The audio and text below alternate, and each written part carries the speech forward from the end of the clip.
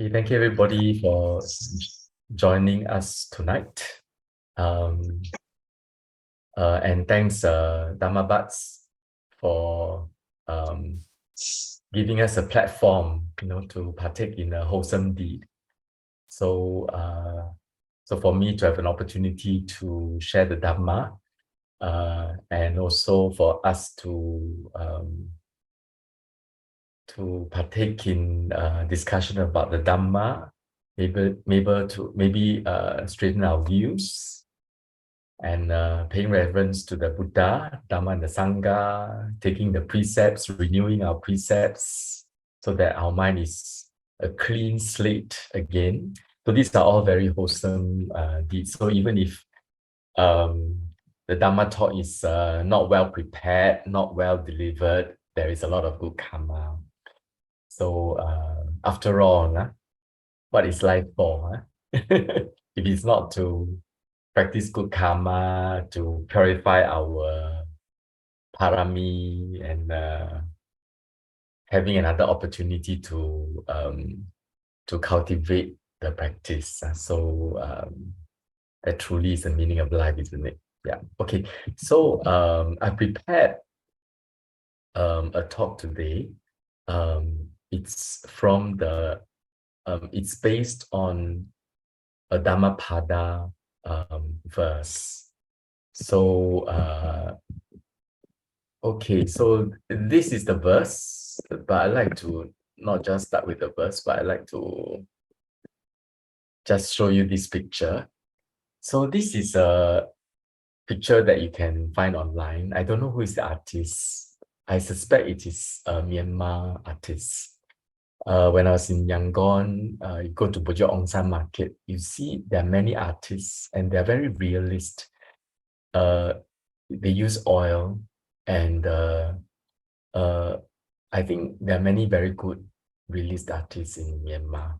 So this depicts a vision of the Buddha coming down from Tawatingsa heaven, after he taught the Abhidhamma to his mother, who passed away when he was born.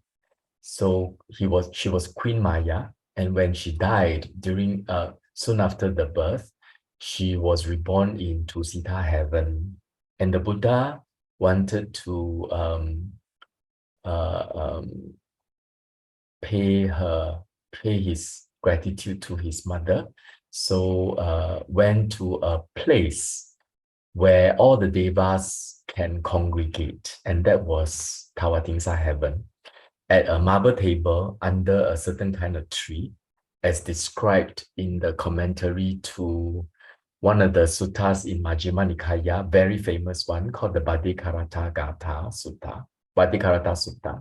So it was the sutta is in Majjhima Nikaya, but in the commentary, there was a discussion between two devas. They were discussing about the Bhaddikarata Sutta and about how the Buddha was in Tawatingsa heaven preaching. And that was when he taught the Abhidhamma. So after he finished, he came down from Tawatingsa heaven and came to human realm. At that time, it was a time of celebration whereby there were a lot of miracles, and one of them was humans can see the devas. And the devas that you can see here, many of them are devas and brahmas.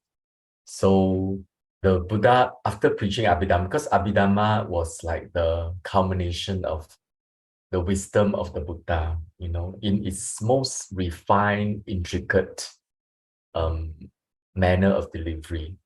So with that, he was really, really very bright and inspiring. Apparently, at this point in time, a lot of Brahmas and Devas decided to be a Bodhisattva and become a Buddha like him. So some of us may want to become a Buddha, may want to follow the Bodhisattva path. Perhaps we could be one of the Devas during this period. Okay, so even though the Buddha's teaching is for us not to follow him to be a Buddha, but he didn't say explicitly, just say that you can just practice this amount, you can become an arahant. No longer you need to be reborn and going through this helpless cycle of birth and death. But because of the sight of the Buddha, many beings, even though they could become arahant, they want to be Buddha. Okay? Yeah, okay, so this is about that, because tonight the topic I'm going to talk about is related to the Abhidhamma. So, ever wonder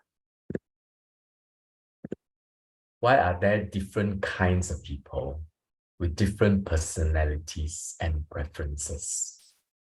Perhaps in the same family, same kids, siblings, parents are the same. The genes are, 50% similar.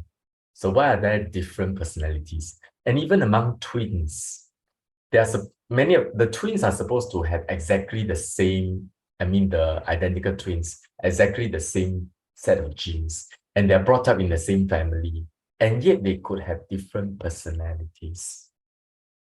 And also, why are there twins? Why are there people who are so similar to one another? Why are there people who are similar to one another and people who are different from one another and so different, even though they have the same genes? So some of us practice the Buddhist practice. Why some of us prefer, maybe the Mahayana way of learning. Some of us prefer the Zen or the Nianfo or Theravada practice. And among the Theravada practice, why are there some who prefer, say, the Thai tradition? Some prefer the Sri Lankan tradition or Myanmar tradition. Some of us, why are there, even in the same tradition, why are the people who practice seems to be very smooth and very fast? And why are people who is always full of obstacles? Why are people who prefer the breath meditation and cannot practice very well with mindfulness on other objects? Why are there people who cannot practice breath meditation? Why are some enlightened beings behaving like monkeys? Okay, there was a story in the scripture. I don't know where's the source. Maybe it's from the Vinaya, where someone offered Venerable Sariputta, invited him to his house, and then was walking and bringing Venerable Sariputta to his house. On the way, there was a ditch, and Venerable Sariputta jumped over the ditch, like a monkey. And so this person suddenly felt disappointed, disillusioned, and his faith was a little bit shaken. Then initially he wanted to offer a lot. Then after Venerable Shariputta's behavior, he decided to offer a bit less. And then they come to another longkao, another drain, another ditch. This time round, Venerable Sariputta carefully, mindfully walked down the ditch and then climb up at the other side. And then this layperson, the donor, was very puzzled. Why Venerable walk like this? Just now he jumped across the ditch. So he asked Venerable Sariputta. Then Venerable says, if I were to jump again, I think I may not get any dana today. So Venerable Sariputta could read the mind. But anyway, it was related to the habits of an arahant is not eradicated. The habits from past lives. Why do we have different kinds of destinies and fortunes? Like some of us, we didn't study and yet we pass exams. Some people study very hard and yet they fail exams. Some people work very hard and yet they cannot make it in life. Some people never work very hard and yet full of opportunities and successes, So that's fortunes, destinies. Why are there people who die young? Why are there people who die old? Why do some people suffer from dementia early, like 35 years old? Some people suffer from dementia later, so different kinds of destinies, different kinds of fortunes. Is it all due to the fact that they take care of their health? But why are there people who smoke and yet they never get cancer? And there are people who never smoke and yet they get cancer. Some people who take care of their health carefully, making sure that they don't take salt, don't take sugar, and yet they have high blood pressure and diabetes, and so on and so forth. Yeah. How do we apply all this in managing existential suffering? Existential suffering is suffering inherent to existence, related to this existence of aging, sickness, death. This is a simple way of putting it, but aging is more than just aging, isn't it? And sickness is not just being sick with pneumonia. Sickness can be so many ways. Some are really unfortunate. Some people can get blindness. Some people they cannot control their mind, and then they start to see visions, talk to someone as if it is not there, start to have paranoid delusion, thinking that whatever they say or think, the government knows. I mean, we're all helpless, so this is existential suffering. What is dukkha? How does it arise? What is no dukkha? How do we make an end of dukkha? So these are some of the questions I like to pose, and tonight we will be using a Dhammapada to be a discussion piece, and then we can dive into the why question. So today we are going to talk about the why of things, because Viktor Frankl famously says, sorry, it's not Viktor Frankl, it's Friedrich Nietzsche. He says, those who knows the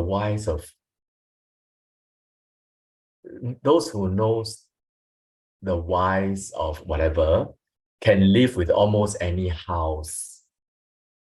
If we know the whys, we can live with almost any house. Okay, so let's explore the why question using the Dhamma. So I'm going to share the Dhammapada called the Five Laymen. So it read like this. It's from Dhammapada verse 251. There is no fire like lust, no captor like aversion. Unequaled is delusion's net, no river like craving. Okay, so when you hear the Dhammapada like this, what does it do to you? How do you feel? What happens to what does it do for you? What does it mean to you, right? If you look at it at face, value, there's no fire like lust. Yes, lust is like a fire, it consumes you, burns you, right? No capital like aversion, like if you are stricken with aversion mind, like frustration, anger, disappointment, depression, anxiety, fear, that's aversion. You are, in a way, you're no longer free, you're caught. No capital like aversion. Unequaled is delusion's net. So the delusion is like a net. It captures you and then you cannot escape. And no river like craving. So craving is on and on and on and on and on and on and on and on. It's endless. So that is what it feels. Yes, it's indeed true. But is that all? I'd like to read you the Dhammapada because the story behind it. Because while you can read the Dhammapada and it seems very obvious to you, but all the Buddha's teachings have a context to it. So what was the context behind why this verse was being spoken? So I will read you this. Let me see how many pages, can be very long, so be very patient. So please be patient. Oh, it's very short. 2.5 pages. Okay. The Five Laymen. There is no fire like lust. ... Okay, that Dhammapada. This instruction was given by the teacher while he was in residence at Jetavana with reference to 5 lay disciples. The story goes that these 5 men went to the monastery, desiring to hear the Dhamma, and having saluted the teacher, sat down respectfully on one side. Now, in the case of the Buddhas, no such thought ever enters their mind as the following. This man is a Khattiya. This man is a Brahmin. This is a rich man. This is a poor man. I will teach the Dhamma to this man in such a way as to exalt him. I will not do so, however, in the case of this other man. It matters not with reference to what subject the Buddhas teach the Dhamma. They place reverence for Dhamma before all else and teach Dhamma as though they were bringing down the celestial river from the sky. But though the Tathagata taught the Dhamma in this way to the 5 men who sat about him, one of the 5, even as he sat there, fell asleep. Another sat and dug the earth with his finger. Another sat and shook a tree. Another gazed at the sky. Only one listened attentively to the Dhamma. As the elder Ananda stood there, fanning the teacher, he observed the conduct of the 5 men and said to the teacher, Reverend Sir, you are teaching the Dhamma even as thunders the thunder, which accompanies a heavy rain. But even as you teach the Dhamma, these men sit doing this and that. Ananda, do you not know these men? No, Reverend Sir, I do not. Of these 5 men, he that sits there, sound asleep, was reborn as a snake in 500 states of existence. And in each of these states of existence, he laid his head in his coils and fell asleep. Therefore, at the present time also, he is sound asleep. Not a sound I make enters his ear. But Reverend Sir, tell me, was this in successive states of existence or at intervals? Ananda, at one time, this man was reborn as a human. At another time as a god, and at another time as a snake. Indeed, it would be impossible, even with the knowledge of omniscience, to determine exactly number of times he has undergone rebirth at intervals. But in 500 successive states of existence, he was reborn as a snake and fell asleep. Not even yet is he sated with sleep. The man who sits there scratching the earth with his finger was reborn in 500 successive states of existence as an earthworm and burrowed deep into the earth. Hence, he digs the earth at the present time also, and fails to hear my voice. The man who sits there shaking a tree was reborn in 500 successive states of existence as a monkey, and from sheer force of habit acquired in previous states of existence, he still continues to shake a tree, and the sound of my voice does not enter his ears. The Brahmin who sits there gazing at the sky was reborn in 500 successive states of existence as an astrologer, and therefore today also he gazes at the sky just the same, and the sound of my voice does not enter his ears. The man who sits there listening attentively to the Dhamma was reborn in 500 successive states of existence as a Brahmin versed in the 3 Vedas, devoted to the repetition of the sacred texts, and therefore listens attentively today as though he were putting together a sacred text. But Reverend Sir, your teaching of the Dhamma cleaves the skin and penetrates to the marrow of the bones. Why is it that while you are teaching the Dhamma, they do not listen attentively? Ananda, you evidently imagine that my Dhamma is easy to listen to. Why, Reverend Sir, do you mean that it is difficult to listen to? Precisely so, Ananda. Why is that, Reverend Sir? Ananda, these living beings, during countless thousands of cycles of time, never heard of the Buddha, the Dhamma, and the order, and therefore are unable now to listen to this Dhamma which I teach. In the round of existences without conceivable beginning, these living beings have been accustomed to listen to the speech of animals in its countless forms. Therefore, they spend their time in places where men drink and amuse themselves, and therefore sing and dance. It is impossible for them to listen to the Dhamma.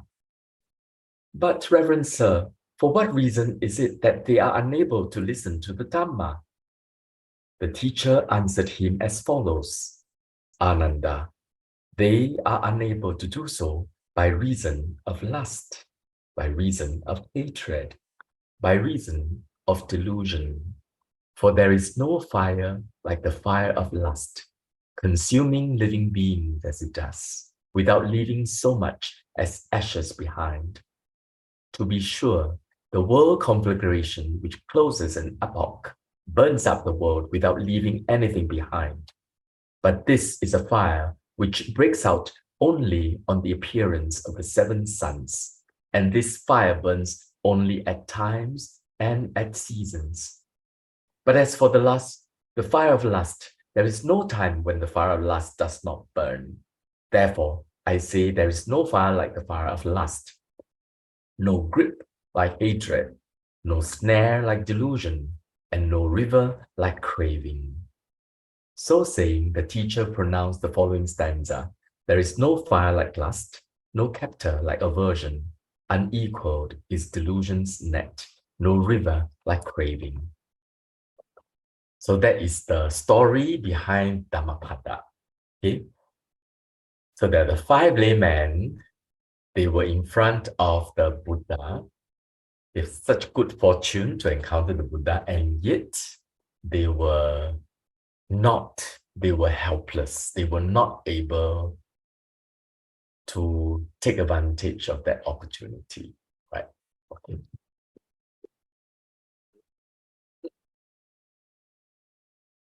So with this story, I like to share about something that I feel is really, really enlightening for myself, the teachings related to conditionality, the teachings related to dependent origination. But I would like to talk about conditionality broader. There are different ways to understand conditionality. Usually we study what are the conditions and what are the condition states. For example, when we study dependent origination, right? We understand what is the cause of death. Can anybody tell me what's the cause of death? Yes, Li Hui, I can see you mouthing correctly. Yeah? The cause of birth is death. The cause of death is birth. Okay, what's the cause of birth? Anyone?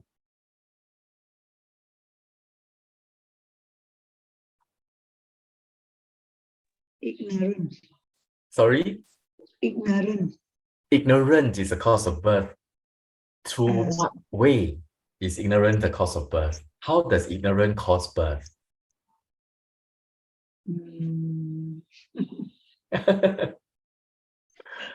Yes. So you can see ignorance is the condition for birth. Birth is a conditioned state. Birth causes death. Birth is a condition, while death is a conditioned state. Okay, so this is the meaning of the first method. So how does ignorance cause birth? Ignorance causes craving. Craving causes clinging. Clinging causes us to, together with ignorance, create karma. And this karma causes us to exist. Even if we die, we continue to exist in different forms. And this existence causes birth. Okay, so ignorance causes craving, and craving also causes ignorance. So ignorance is a condition for craving, which is a conditioned state.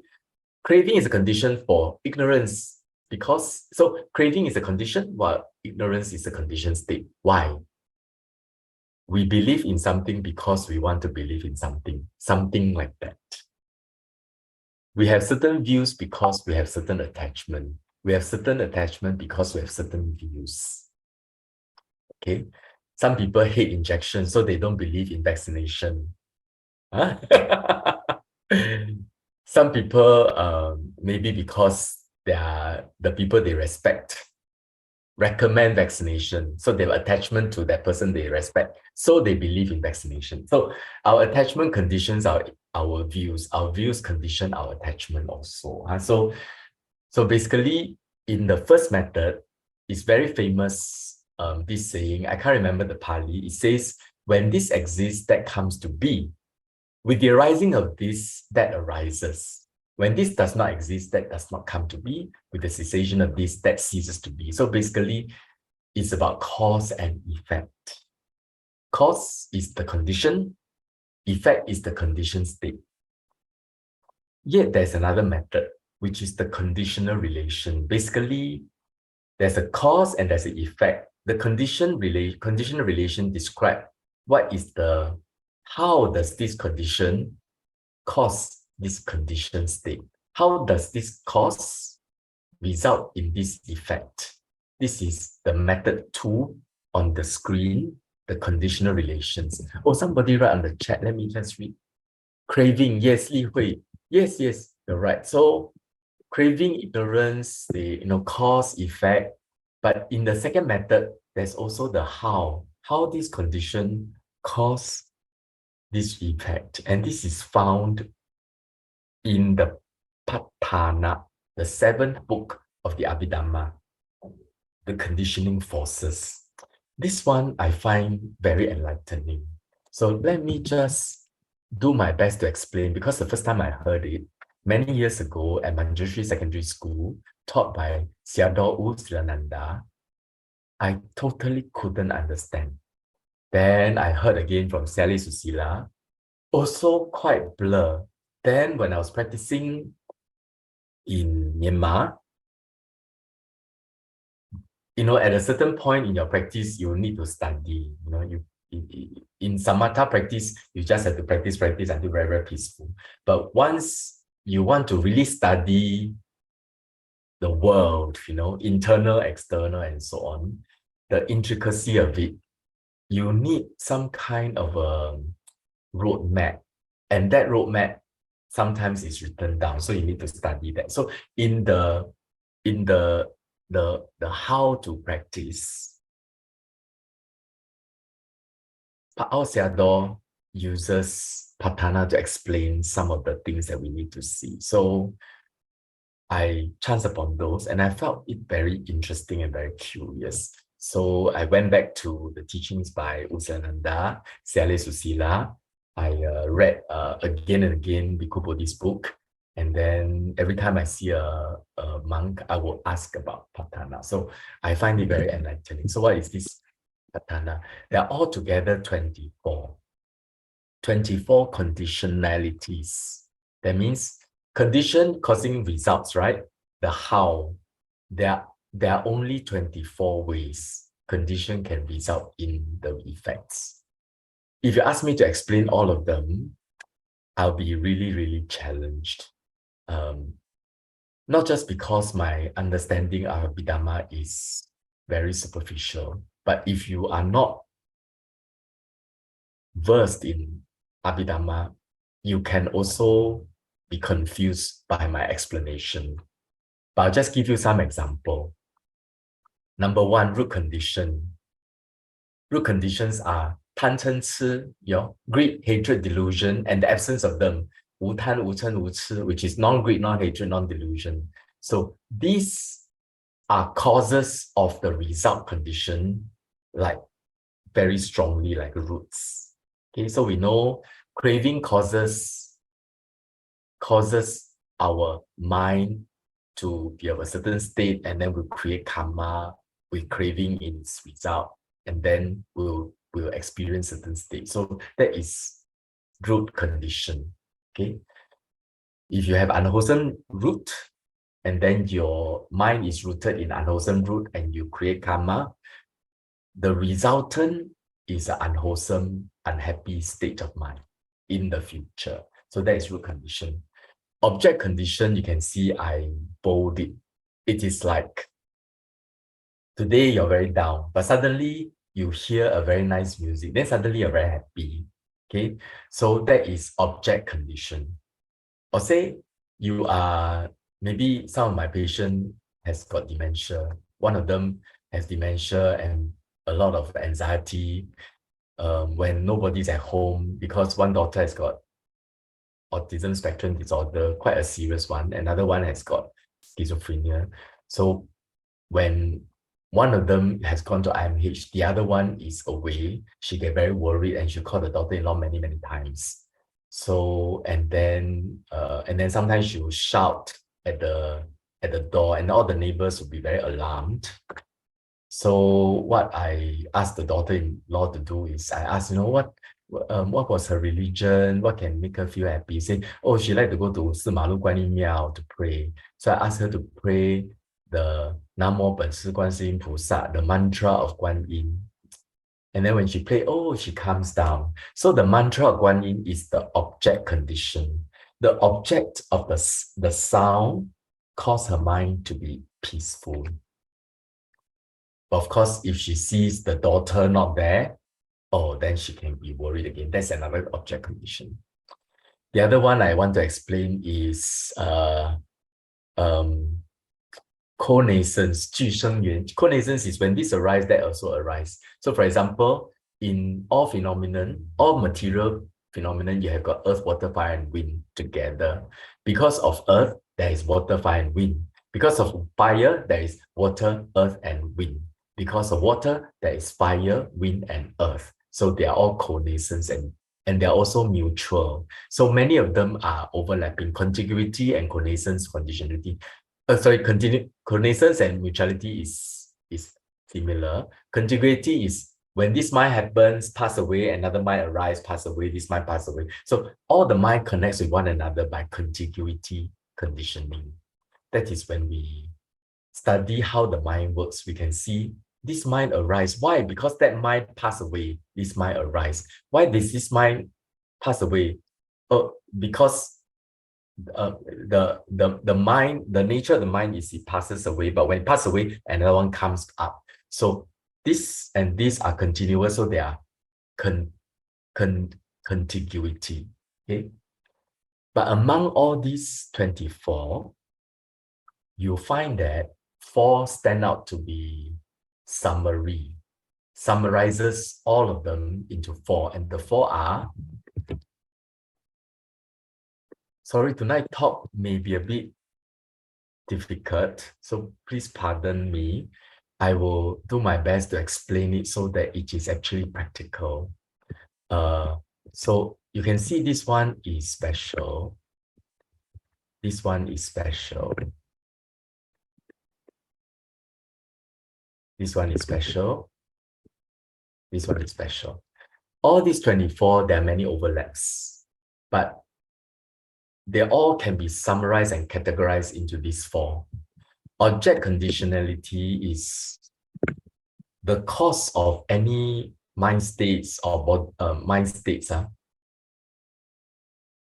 is related to the object that catch your eye, your ear, your nose, your tongue, your bodily door, and your mind door.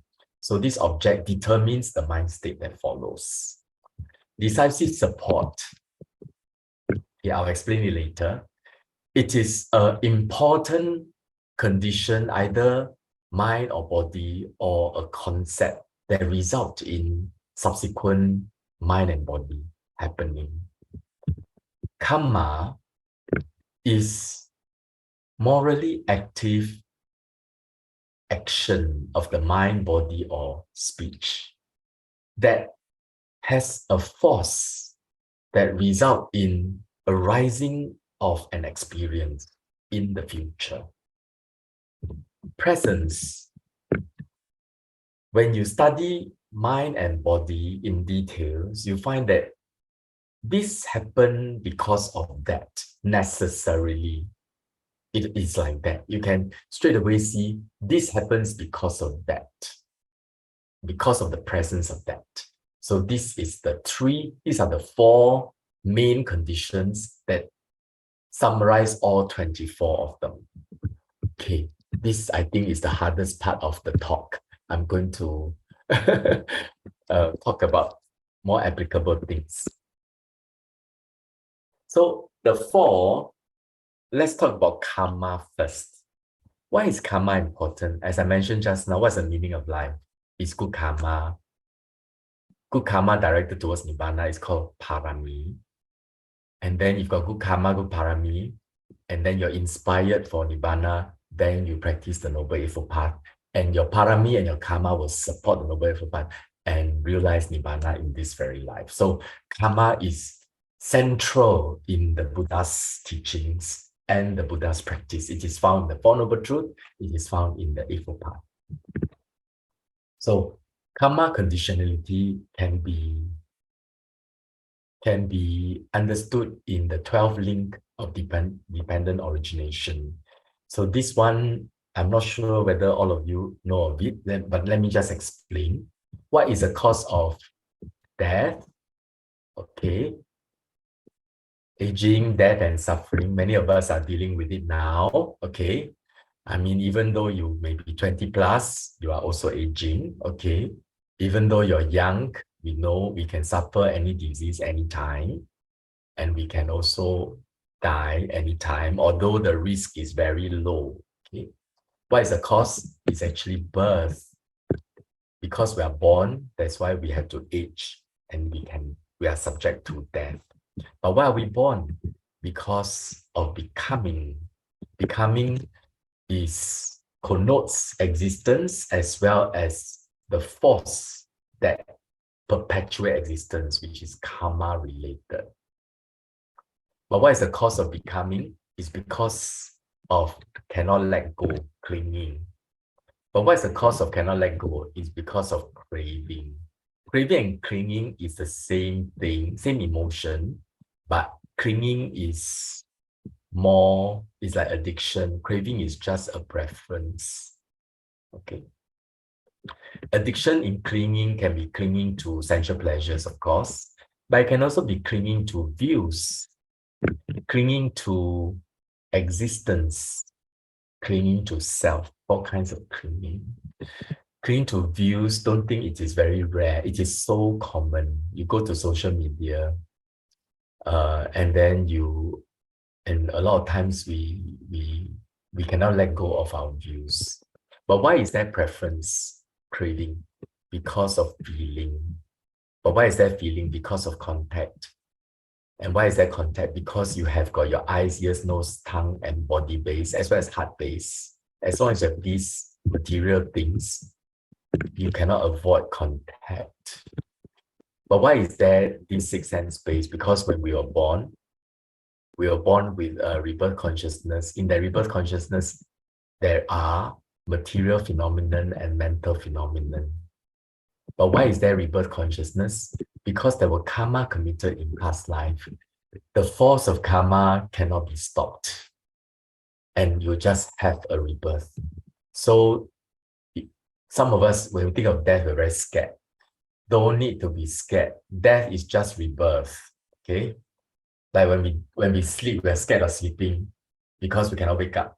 No, you wake up, So it is, even if you don't wake up, you die, you'll be reborn. So death is only a rebirth. So as long as there's karmic force. And why is there karmic force? Because of ignorance. Okay, so this is dependent origination. And the karma pachayo occurs at these two places. When we pass away because of ignorance and karma occurs throughout our lives, one of them is strong and then is the strongest and then result in us being reborn. And that is karma conditioning force. It occurs at 2 points. So if you see 12 links of dependent origination, it covers 3 lives, past life, present life, future life, or second past, first past, and present life. So there are 3 lives connected by rebirth and birth. Okay, so there are 3 lives in this 12 links of dependent origination. How does it really work? When we have very deep concentration, you can analyze mind and matter, and then you can recall what happened just now, earlier by an hour, or 1 day ago, 2 days ago. And then you can recall how you died the last time, and then you see this process.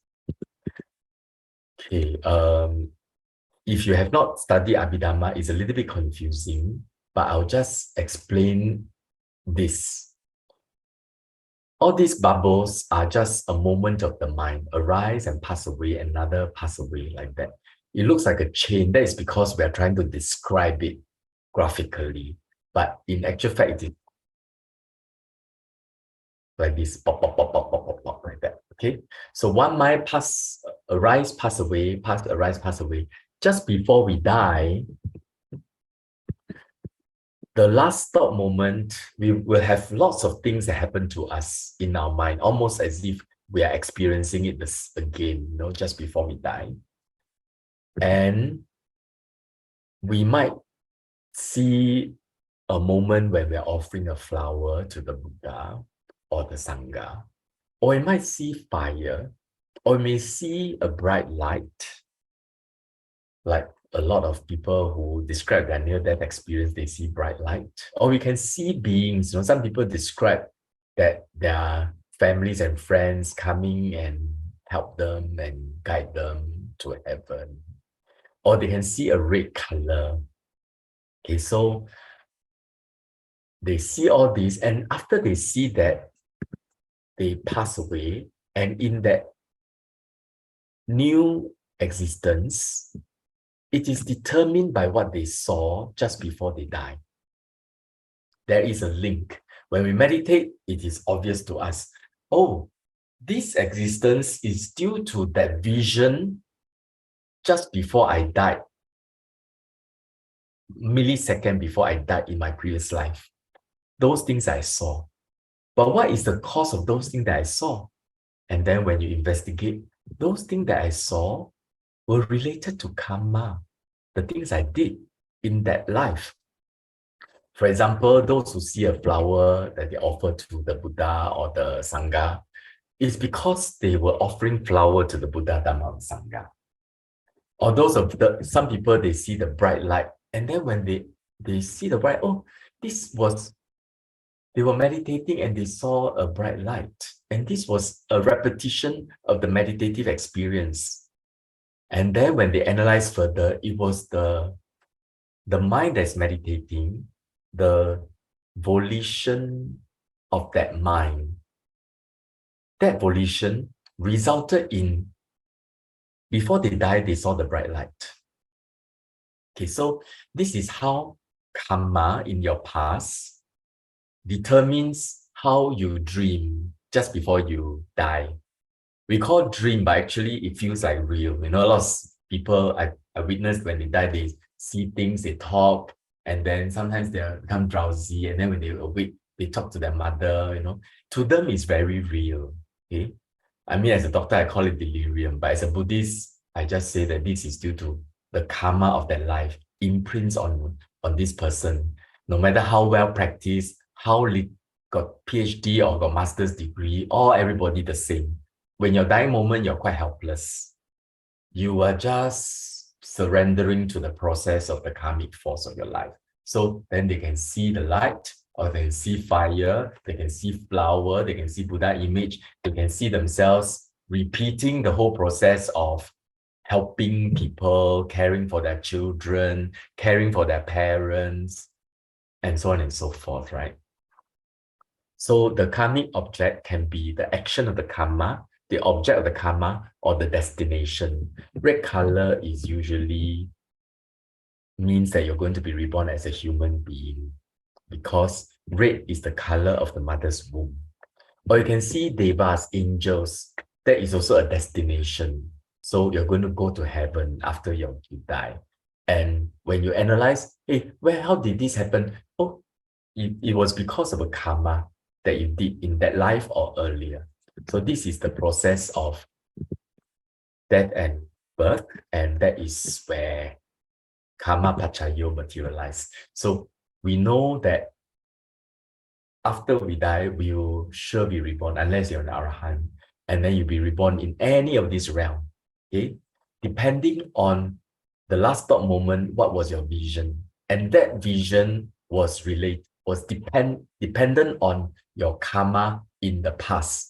Can be many years ago, or can be just a moment ago, or can be many lives ago. That karma ripened, but how did that karma result in this vision?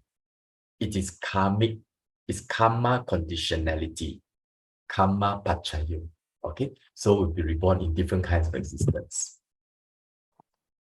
Resultant consciousness, like I consciousness, and all these Abhidhamma terms are caused by past karma.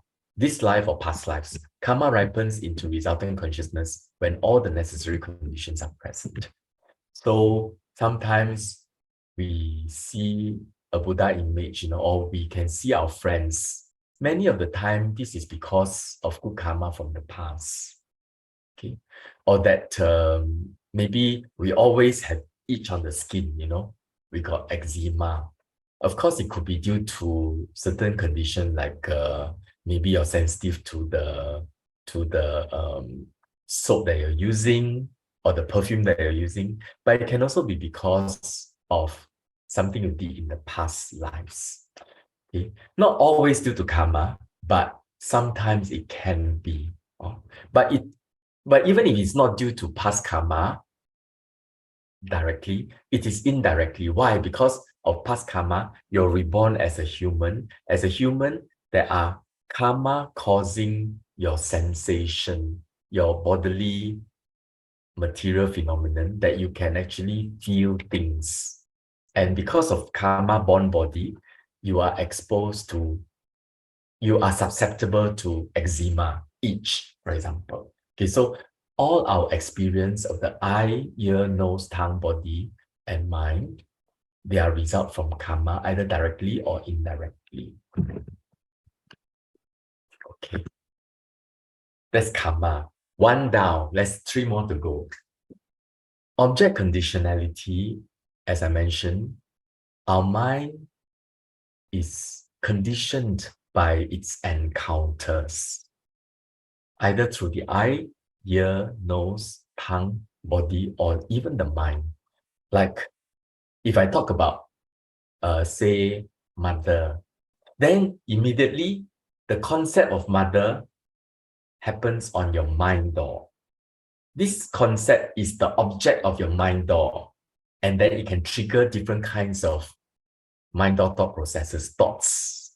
Okay, so most of us, when we think about mom, we have this cozy feeling, to be happy feeling, but maybe some of us may feel grief because our mother just passed away, or some of us may feel a bit of confusion because we don't have a good relationship with our mother, and so on. So the object triggers the mind. You just watch it. Sometimes for no reason you're unhappy. It could be something you encountered that day. Maybe it's a certain sound, certain song, certain smell, trigger certain mind object, and that mind object triggers certain thinking process and unhappy feeling. And unhappy feeling itself can also be an object of the mind. And then we keep looking at the unhappy feeling, don't like it, and unhappy feeling on unhappy feeling on unhappy feeling on unhappy feeling. So that is object conditionality. So looking at this cartoon, okay, it is a sneak shot of that 12 links of dependent origination in our life. So we have got, because we have got the body with our eye, ear, nose, tongue, and so on, all the six sense bases, right? We have no choice but to have contact. So we can have contact of a chicken, the smell, the taste of roast chicken, or you can hear music. With contact, there'll be feelings. Pleasant object will create happy feeling. Yeah? When there's happy feeling, there'll be craving, right? But if it's unpleasant object, there'll be unhappy feeling. Your preference is for it not to have, you have craving of the opposite. It strengthens your clinging to happy feeling and worsen your aversion towards the object that give rise to the unhappy feeling. Then you want to, Pao Chong, don't like unhappy feeling. Yeah. And because of the craving and clinging, all of us naturally, like all animals, even ants, we will do things to continue the pleasure, to avoid the unhappiness. Ants, flies, frogs, snakes, birds, cats, orang-utan, humans, all the same. Devas, Brahmas, all the same. So happy feeling, we crave, cling, we will do things in order to perpetuate it, do things to avoid it. Okay. And all these behaviors in order to numb the displeasure. Okay. And then when we die, all these deeds have karmic force. If some of us are a bit smarter, we do good deeds so that we can have good experience, continue the pleasure. Some people are stupid. They steal, kill, and rob in order to experience the happiness. Everybody commit crime because they want happiness. They don't want insecurity. So in a way, I'm not saying we forgive and what, it's just talking about the mechanism of why people have good deeds, bad deeds. So in a way, there's no good guy, bad guy, only good deeds, bad deeds. All just want to be happy, but some people are smart like us, some people are not so smart. So because of all this karma, they'll be reborn. Okay, so all this contact is object conditioning. We can make use of this to help us deal with stress. How? Any activities that can divert our attention from the stressful situation can make us happy, can reduce the unhappiness of the stressful situation because of object conditionality. It is actually very obvious if I tell you, okay? Like some people, they're very stressed, they like to take a walk in the park. They can see nature, they can see birds, they can see trees. These are nature, it doesn't trigger memories or grief or unhappiness, Also nothing to crave, doesn't have greed and all that thing. So it's very neutral. So can help the mind, relieve stress. That's object conditionality. Then of course there is that what do you call that? Pleasure feeding, or some people when they're stressed, they eat, they go to high tea. Because when they eat, for a while, their mind is away from the stressful situation, and then they can put on weight. But some people take pleasure in losing weight until they get anorexia nervosa, which is also, the object of the mind is a self-image, Some people listen to music, because music, maybe they're very stressed, then they listen to music, then they calm down. Some people exercise, exercise, there's a lot of things to do. The mind is very active. The object is a dynamic one. Of course, there are people who take to alcohol. Then some of us meditate. When we do meditation, actually we are mindful of something. Yeah? Either mindful of a feeling, mind, object, consciousness, sensations of the body, or mindful of the breath, a simple object, or mindful of all beings, and then imbue the mind with loving kindness. Then we'll see a lot of beings and let the mind stay there. So that is object pachayo. The object caused the mind to switch from an unwholesome mind to a wholesome mind. Okay? Or from unhappiness to happiness. Sometimes you can do unwholesome thing with greed. Happiness, three kinds of happiness. Happiness caused by greed, happiness caused by ego, when you're praised, when your self-image is good, and happiness due to letting go. Among the three happiness, the happiness of letting go is wholesome. And this happiness of letting go can be induced by a neutral object, such as nature, such as certain kinds of music, mantra, meditation object taught by the Buddha. Exercise, as long as the exercise is not because of self-image or because of certain kind of greed or craving. So happiness, it's whatever that triggers you to have these three emotions. This is from the Buddha teachings from Majjhima Nikaya, is from the Sutta called Vitakka Santana. The first method that the Buddha teach the monk, how do you remove unwholesome mind state, unhappiness in the minds? Okay. The first one is give attention to some other sign connected with what is wholesome, just as a skilled carpenter or his apprentice might knock out, remove, and extract a coarse speck by means of a fine one. So basically, you have an object, say maybe you're obsessed because you're scolded by your boss. So being scolded by our boss and his words, is the object of your mind. And the whole day you're very moody.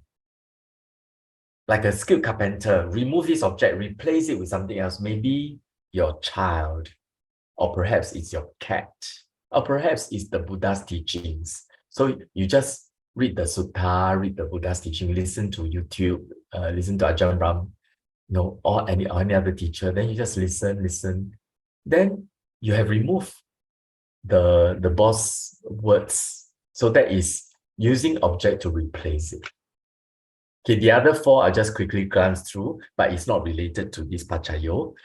Like, examine the danger in those thoughts. That these thoughts are unwholesome, reprehensible, they result in suffering.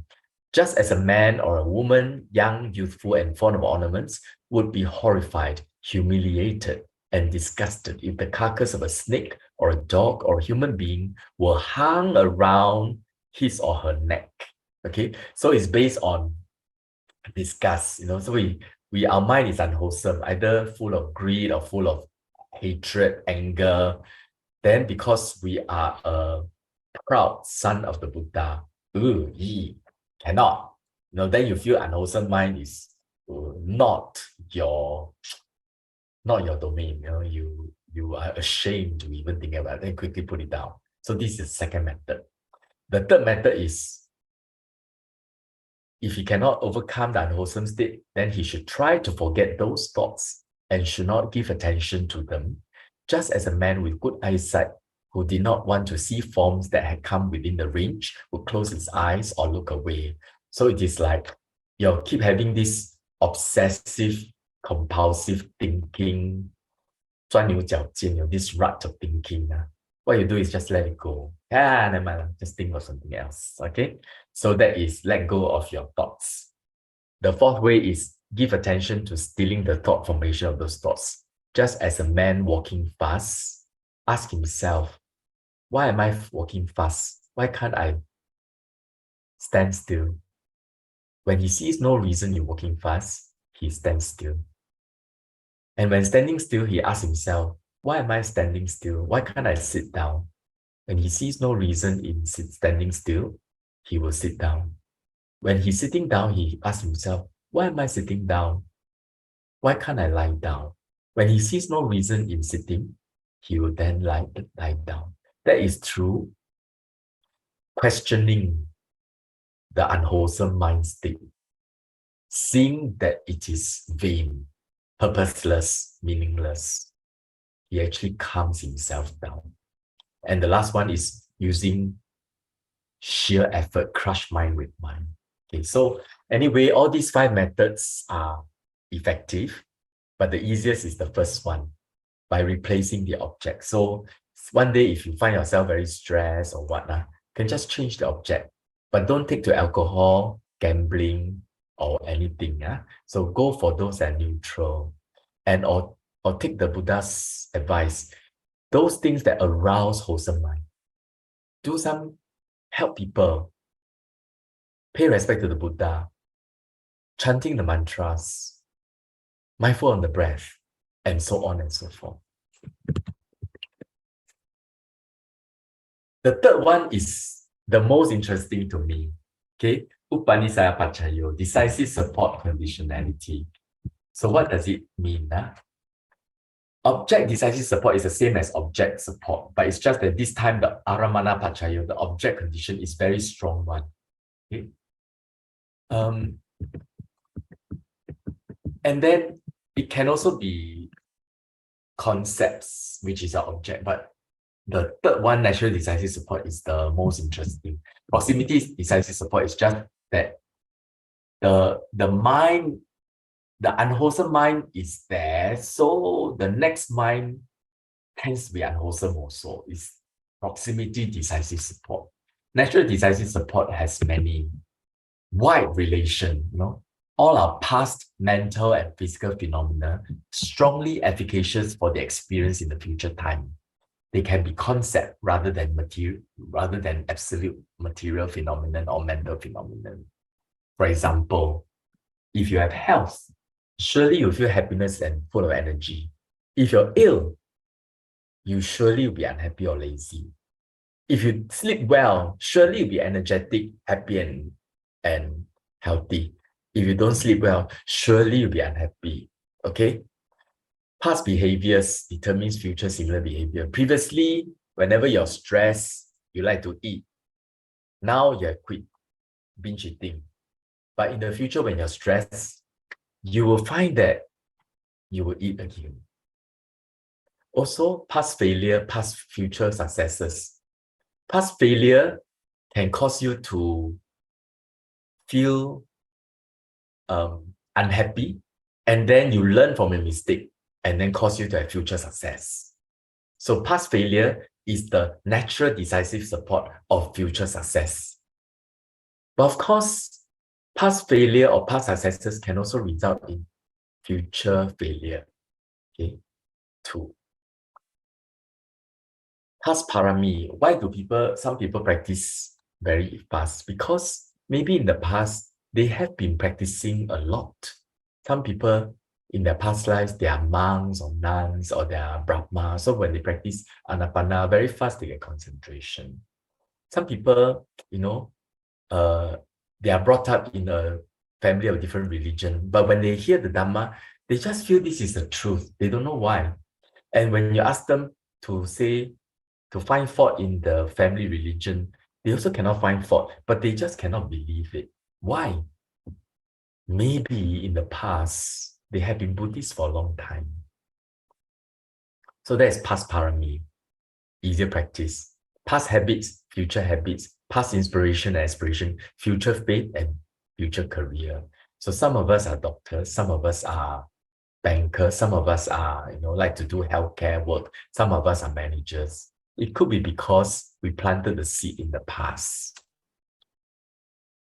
Also, in psychology, is trauma. Sometimes we suffer from very serious hurt, in the past, nearly died, And then whenever the situation happens, we all get tensed up. Okay.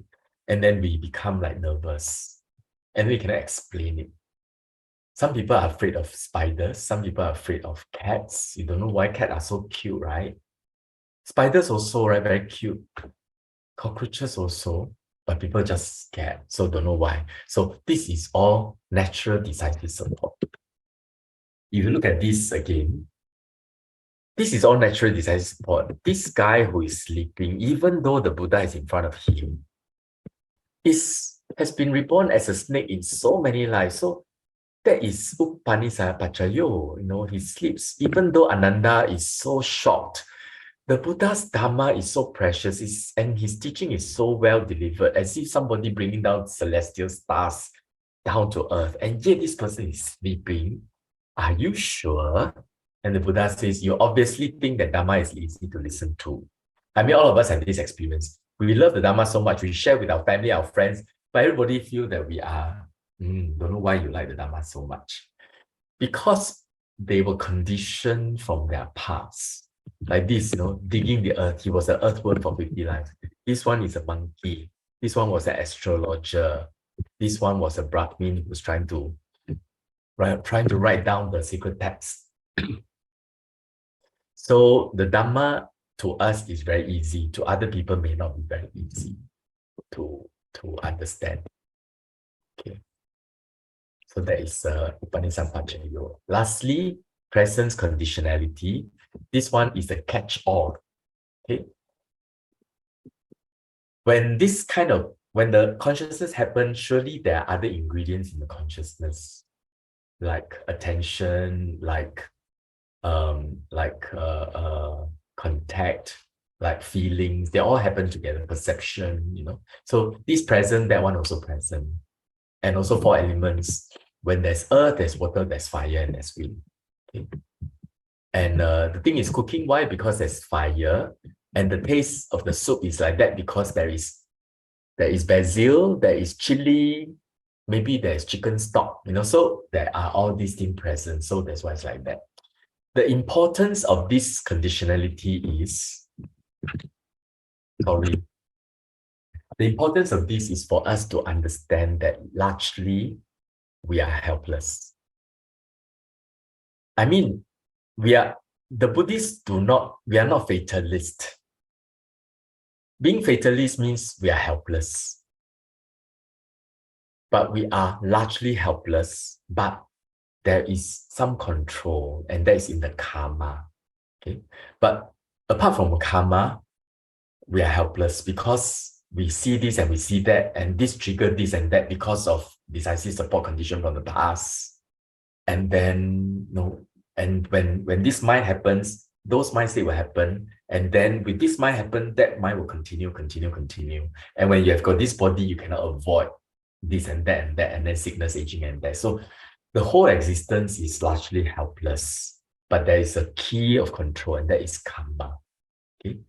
Instead of continuing with this helplessness of when this contact, I sure must have aversion.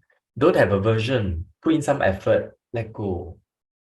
Practice. Knowing that by let go doesn't mean you let go, but when you practice long enough, letting go becomes easier. So you put in effort to practice. Okay? So when you practice, so the control is not immediate. It's not like a switch. It is more like planting a garden. Okay?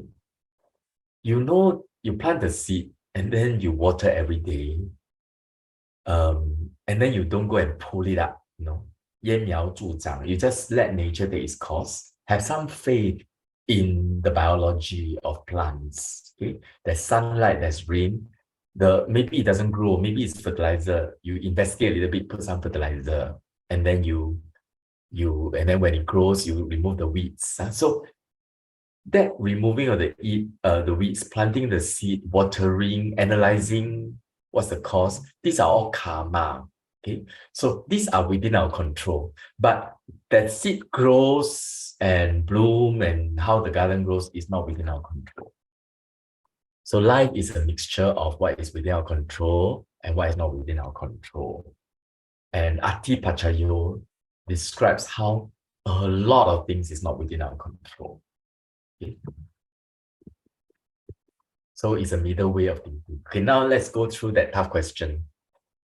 Why are there different kinds of people? Now we know it's Upanisaya Pachayo. Okay, it's decisive support conditioning. Their past lives, their past habits, their past trauma, their past successes, the people that influence them, and so on. And then, so their past create the conditions. And then what ripens is because of past karma. And when it ripens, it creates as a contact, result in different kinds of emotions. And then there is present conditioning. Okay. So why are some people progress fast? Why are some slow? Because those who are fast because they got paramis from the past. Those who are slow because they didn't put in so much effort. It's like gardens, you know. Your garden is very beautiful. Your neighbor's garden is very not so beautiful. Nothing to be proud. It's because you're working on it. And another neighbor's garden is even more beautiful. Don't have to be jealous. It's because they work on it. You know, it's always like that. Why are some enlightened beings behave like monkeys? Because of Upanishad Pachayo, you know, because in the past they were monkeys. But Buddha don't have habits. Arahant still can retain the habits from the past. Why do we have different kinds of destinies and fortunes? It's karma. Okay. And of course, past life karma, present life karma, and you exercising effort, mindfulness, wisdom. Okay, then you can determine your fortunes and destiny. These are also karma. How do we apply this in managing existential suffering? Well, hang around with spiritual fellowship. When you see Buddhist friends, you'll always be reminded of the Dhamma. And you always have a mind that's wholesome. If you mix with friends who like to gamble, like to go to casino, after a while you find that, hey, this person practicing so weird. You find yourself very weird. How come I could believe in the Four Noble Truths? Then you believe in casino. So who you mix with will determine how you exist also. Or maybe you believe in, maybe for example, some people believe in human beings must be useful, right? And then when they become useless in the economic sense, they'll suffer a lot. And that belief of being useful is the decisive conditioning support for the suffering when a person is disabled. And so this is how we can prevent this. So always have an open mind, never judge, open mind. The only truth is the Four Noble Truths. The only right view is the view of the Four Noble Truths and the law of karma. Everything else is circumstantial, is tentative, is relative. So what is dukkha? How does it arise? No dukkha, how does it mean? What is dukkha? Dukkha is this samsara, you know, always arise and pass away, arise and pass away. Doesn't end when that happens. You just go to a different existence. And how does it arise? It's a whole mechanism of dependent origination, including the conditionalities. Why is no dukkha? No dukkha is only nibbana. How do we make an end of dukkha? It is by penetrating, understanding what is dukkha, how does it arise, and what really caused an end of it. Penetratively understand. And it is through the practice of good karma, parami, and the Noble Eightfold Path. So karma causes being human, whether we are rich or not, beautiful or not, healthy or not, etc. What we experience as object. Object conditions, object contact with the six sense bases trigger the chain reactions of thought processes with the feelings, perception, wholesome, unwholesome roots within the mind.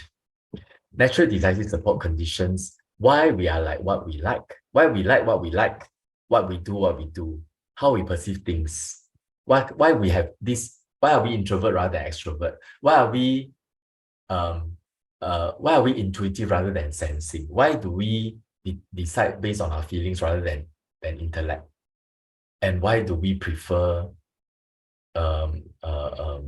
structure rather than flexibility. So all of us have got different personality because of our past habits. Presence, the five aggregate conditional analysis explains the helplessness of our existence. So this is that. Knowing the cause and the levers of control of stress reduction can help us develop lever control stress and reduction and develop our resilience. So karmic actions determine our fortunes or misfortunes within this life and subsequent life. So if you don't want to have stress, then you make sure your karma are good. Past karma cannot control, but the fact that you're human and you're Buddhist, your karma cannot be too bad. But this life, make sure our karma is good. Okay, don't kill, don't steal, and so on. Objects, so mix with good friends, right activities, mind objects, avoid bad encounters, replace bad with good encounters. Habits determine our Our decision determines our habits determine our decision. Our decision determines our actions. Our character becomes our second nature. Okay. So let us have a habit of mindfulness and wholesome mind. This will be helpful. This is making use of decisive support, natural decisive support. And develop right view, have faith in it, accept our conditions because we are helpless, its presence, conditionality, ati pachayo, accept our conditions without aversion, but strive for nibbana, in the sense that we know that this happens. Like, for example, you're unhappy and then you hate yourself when you're unhappy. No, no, no. Unhappiness happens because of certain things. Accept it. Okay. Then always strive for nibbana, accept our conditions because largely helpless, but do good, don't do bad. Karma is the thing that we can control. Make use of the knowledge. Avoid objects that trigger bad karma. Go for objects that create good karma. Create the habit of good karma. Okay, so this is the practice basic framework. So you can see when because the Buddha arose and he taught the perfect Dhamma, and a lot of people put into practice, it is still alive. There are people practicing it. Some of them are hermits in the cities, some of them are hermits in the forest practicing. Even though they may not be contributing to the economy, but because they're practicing, the Dhamma is preserved. So because of the Buddha, Dhamma, and the Sangha, there is faith. Because of faith, we live a virtuous life, we practice generosity, and then we try to learn the Dhamma by listening, by contemplating, by putting into practice. When we say practice, practice means precepts, samatha, and vipassana. Precepts means morality, right speech, right action, right livelihood. Samatha means right concentration, right effort, right mindfulness, right concentration. Vipassana will give rise to right view and right thought. Okay. Yeah. I think, oh, yeah, that's all for 5 laymen, but it is linked with the talk that I'm going to give next week. Next week, I'm going to talk about this Dhammapada, which is the second part of today's talk. The world is indeed blind. Few are those who deeply see. Like the birds escaping from a net, few will go to heaven. And it is a story of the weaver daughter. So I'm done. It's been a long talk. Are there any questions and discussions? Yeah.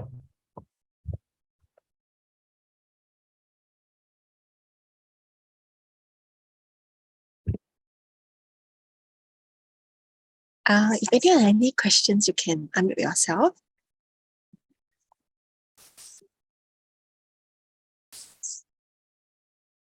Wai Chong, can I ask? Yeah. Is being unhappy and creating unwholesome karma? Actually, when you're unhappy, is there aversion or no aversion? There is aversion. Like you get disappointed at yourself for being happy. For me lah, Okay. I get disappointed. Yeah. Okay. Aversion against something, right? Yeah. And is aversion good karma or bad karma? I think it's not so good karma. Yeah. Karma is different from aversion. Karma is a mental volition, it's a mental action, a kind of action. So when you have aversion against, say, yourself or against your unhappiness, there is an action of the mind to continue to have aversion against yourself or unhappy feeling. So there is unwholesome karma when you have aversion.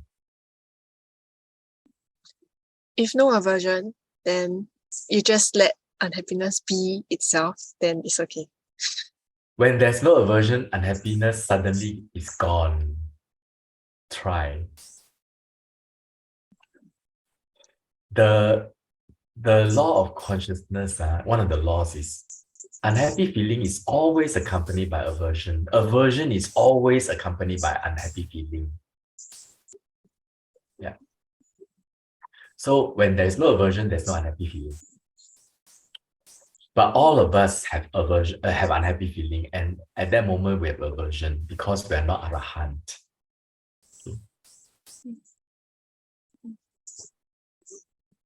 Thank you very much.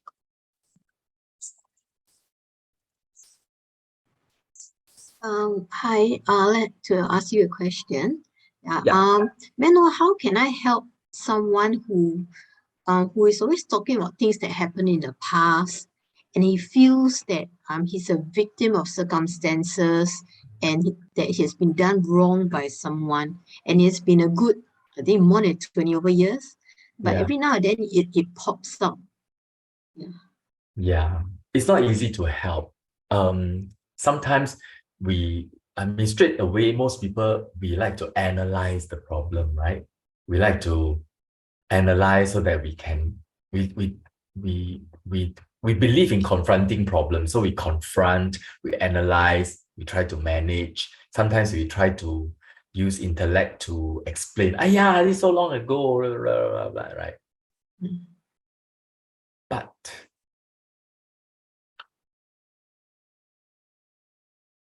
But the mind is clouded when it is clouded by the five hindrances. When a person is unhappy, he cannot see straight. There is no clarity. Unhappy, you see five hindrances, right? Is aversion, craving for sensual pleasures, doubt, restlessness and remorse, and sleepiness. So if a person is thinking of the past with aversion mind, the mind is currently being shrouded in a veil of aversion. When he's shrouded in a veil of aversion, it is not the time to confront a problem yet. It will not be clear. And then those of us who try to explain to them, if we are not able to inspire the moment of clarity, our words will fall on deaf ears. But say, somehow you are able to connect with the person feels trust, feels metta, loving kindness, and then all the wholesome mind will happen. At that moment in time, aversion is not there. When aversion is not there, also at that moment in time, all the five hindrances are not there. There is momentary mindfulness. If this can last a longer time, there'll be some kind of peace, some kind of samadhi. Wisdom is caused by samadhi. For example, a person could be very stressed and unhappy, but maybe he walks in the park and he gets distracted by the birds, the trees, the flowers. At that moment in time, there is peace. Some kind of similar mind state to samadhi. They can suddenly realize that, hey, not a problem at all, because the wisdom arises. So how do we help somebody like that?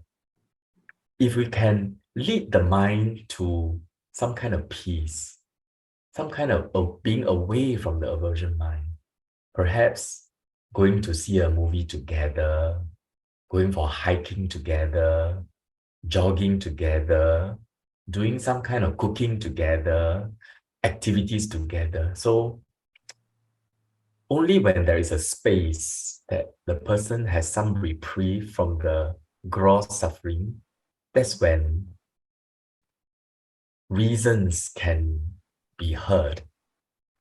But whether the reason works also depends, how long can he stay mindful? Yeah. How long can he stay away from anything that reminds him of painful past? So he Because should, of, yeah, sorry. because of object, the power of object. because he used to work in SIA, so every time when he sees, let's say, the news talk about SIA, then the image will come, oh, I left that place because of this person. Oh, then the emotions will come in. But at certain times, like you mentioned, that temporary reprieve will begin. It's like, life is so short. Why do I hold on to this rubbish? Then you'll be like, oh, you see, he's getting better. But then other times, again, it's back to, oh, this person did me wrong. Yeah. So that's why one of the most important therapy is occupation therapy. Occupation doesn't mean work, but it can also mean work. You need something to occupy your mind. Cannot do nothing at home or be totally bored. We need to occupy our mind with something. Of course, work is the most convenient. It's good to work. But if, say, somehow you cannot find work or you're retired, volunteer work is occupation. Or say there's nothing, no opportunity for occupation like that, then occupy your mind with hobbies, wholesome ones, Or perhaps you have never learned, then go and learn something, Learn horticulture, learn cooking. Or perhaps if this person has got the past seed of Dhamma, learn meditation. Let the mind be occupied by the breath. And that is occupation therapy. Occupation therapy is making use of object paschayo, object conditionality. Occupy the mind with an object, cause the mind to be wholesome. If without the object, the mind wanders and everything also trigger unhappiness. No good. Thank you.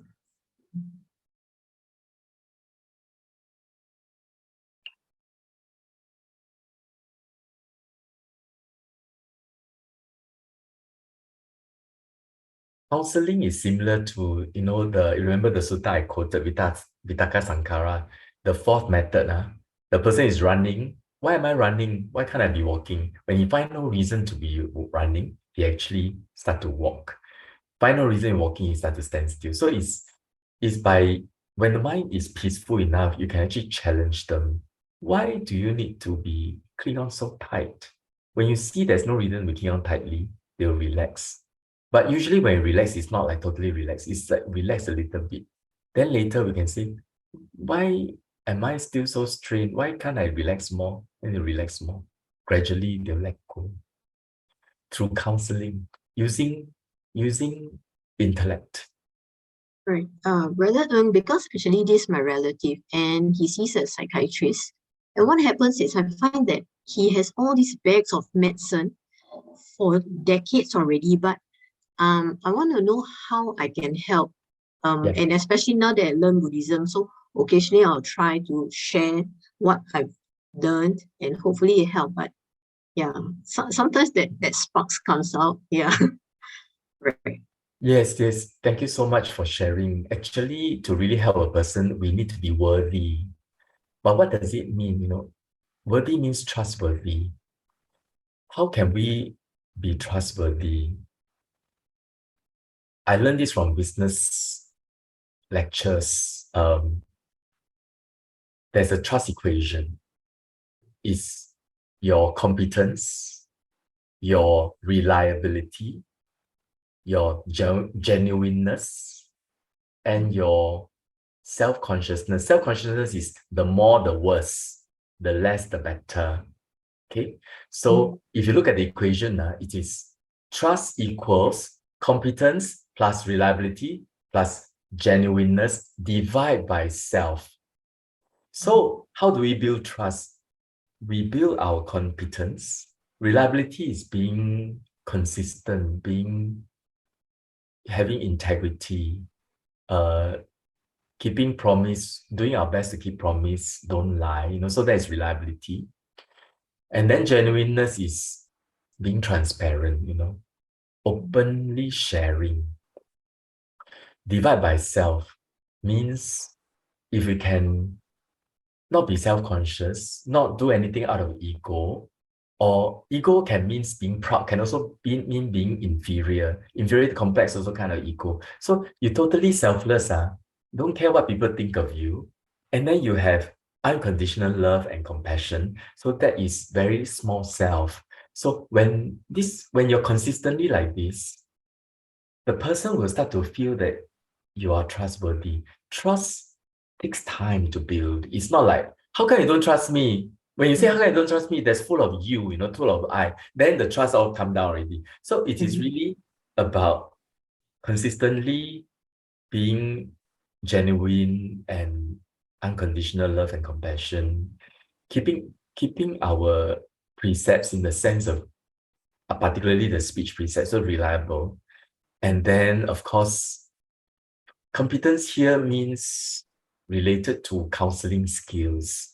We may not have counseling skills, but if you're consistent in the form of being genuine, kind, and reliable, they will find that you may not be a good counselor, but at least I can trust that you don't judge me, I can trust that you have unconditional kindness towards me.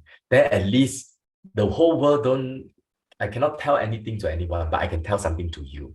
So then journeying with a person, gradually, when they are with us, their mind is wholesome, not defensive, no aversion, no craving. Their mind is wholesome. Wholesome mind consistently build momentum, have a peace near to samadhi. And when the person is peaceful, 心有灵犀一点通, wisdom happens. The wisdom give them a glimpse of, what's the problem? No problem. Don't need counseling also can. They suddenly realize that. But if you can keep this wholesome mind for a longer time, then always have good companionship. Their mind will gradually, the wisdom will help them. And then when the wisdom comes, and then they trust you enough, and then you share with them about the Buddha's teachings, and they'll start to feel Buddha's teachings is interesting. They will want to learn more.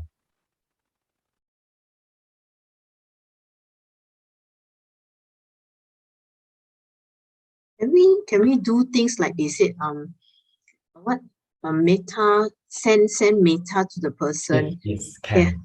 How should I go about it? Because I'm a beginner. Yeah. How do you send metta to someone?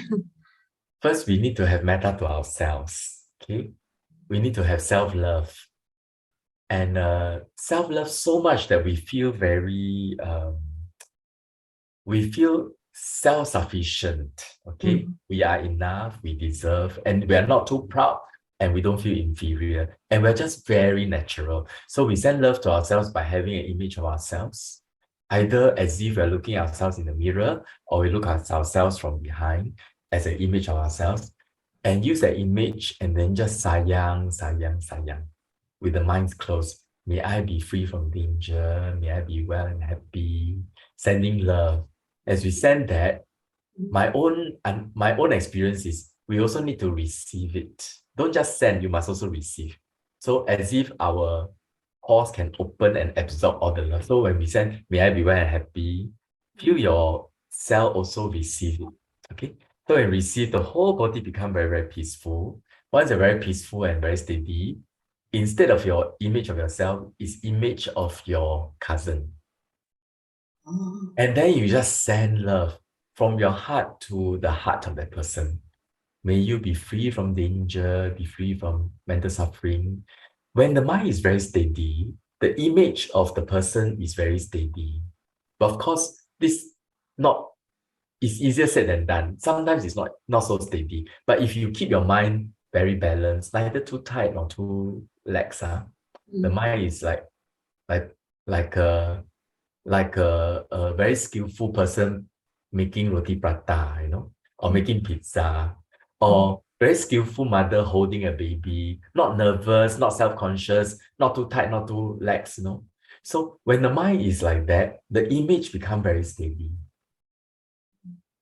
This is the skill we're talking about when we practice meditation. The skill in being balanced, like cycling. When the mind is very balanced, the object is very steady. Keep sending love, the object becomes very, very clear. And then you start to smile, the person starts to smile. And then we continue. And then the image starts to become so clear that, almost bright. And then the mind just stay there. And before you know it, it's 1 hour already. Okay. Then that person can feel it. There was once I was in meditation retreat. A friend of mine I know for many years. He's from England. I know he practiced his meditation very strong one. So he came to visit. Then I just smiled at him because cannot talk. Then I went to the Dhanasala where we have our lunch, right? I was sitting, mindful eating. Suddenly, I see his image there and at my heart. And then him winking like that. Then I was, how come there's this? Then I turned around, he's sitting behind me. Same image, he wink. Oh, wow. Yeah.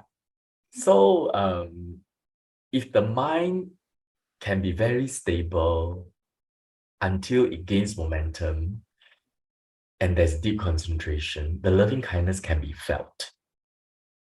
Okay, that's great. I will start to do that. Okay, thank you so much. Yeah.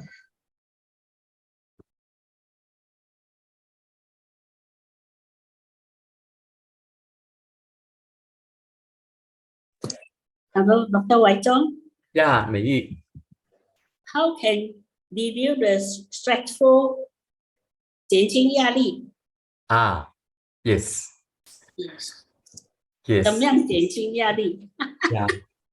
Yeah. Thanks for the question. So of course we want to remove the stress. We go to the source. What is the issue? We want to analyze, want to know the issue. We have to confront, analyze, know the issue, and then we know how to manage it. Sometimes the issue is external, sometimes it's internal. But in order to confront and know the issue, your mind needs to be peaceful. Otherwise, you cannot think straight because of the hindrances. When our mind is not peaceful, that's not the time for us to confront the issue. So at least have some peace. So how do we get that peace? Make use of aramana pachayo, object condition. Okay? Karma already ripened. Decisive conditional support from the past already causing me to be unhappy with this simple thing. And presence conditionality, helpless. Okay, I'm very unhappy now. Cannot go and confront the problem, but I can make use of object conditionality. Don't go and look at it. Go to the park. Do some exercise. Maybe cook. Maybe help someone. Maybe play with your cat or your baby. Or but don't go alcohol, don't go casino, all these things. Those will create addiction because every time you go to alcohol, it can give you instant happiness. You will believe that alcohol is the solution. So avoid those, but go to things that are neutral, wholesome. Music is wholesome. Okay. Depends, I can't see the content, but generally music alone is a way to make us get in touch with the mind. And it's neutral and it's pleasant. Certain movies, especially those funny ones, make you laugh, all these things can help us reduce our stress. Preferably something that is neutral, maybe the clouds. So this will keep the mind away and then stay there until the mind is really, really calm. When the mind is really calm, we can confront the problem and then explore the issues. Sometimes they are external. Then we need to learn how to solve. Sometimes we need to learn, need to consult, need to seek professional help. Sometimes it's internal. It's related to our physical health, including our mental health. A lot of mental health issues are physical in nature also. It's related to not having enough serotonin in the bloodstream. And then sometimes we need to take medication. So certain time, then when you start to analyze the issue, it becomes very clear, external or internal, something I can do alone or something I need help. And then you can start to manage it. And then you can overcome the stress. But the first thing is stress management. So we need to learn how to stress manage. And even though object pachayo is easy to say, object conditionality, but if you don't have the habit, the object cannot stick. So you still need the daily practice of either walk in the park or exercise, horticulture, cooking, or meditation. As we are Buddhists, our object is the meditation object. So you need daily practice. Then next time when you're stressed, you think of the Buddha, immediately the stress is gone. Because you practice Buddha no Sati, Nian Fo regularly. Or you think of a breath, the stress is gone. Thank you.